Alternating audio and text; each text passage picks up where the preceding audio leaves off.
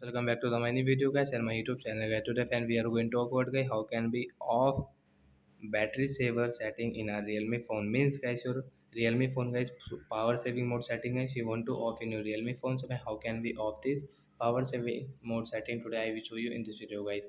So before starting video friend, first of all go and subscribe the channel guys, click the bell icon and like the video guys. So friend, first of all open your phone setting. After on phone setting guys, scroll it and so you can see guys realme phone guys battery setting. So we will click on guys phone battery setting and so you can see your power saving mode is on. So friends, click on power saving mode setting, then guys you can see your power saving mode setting and guys you can see this default setting, then guys this setting will off also after off power saving mode, so we cannot use this setting. So like that guys your power saving mode will off in your realme phone. So that's it guys, thanks for watching the video guys. I hope friends you have understood how to off power saving mode in realme mobile. Bye guys, thanks for watching the video. Before going please go and like the video.